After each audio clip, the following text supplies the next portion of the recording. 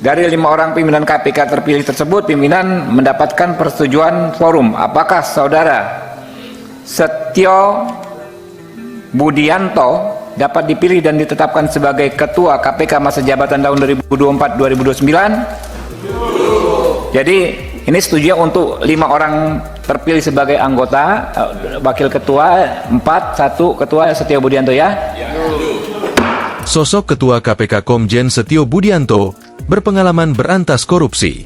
Setio Budianto terpilih jadi Ketua KPK periode 2024 hingga 2029. Setio meraih 45 suara dalam voting di Komisi 3 DPR.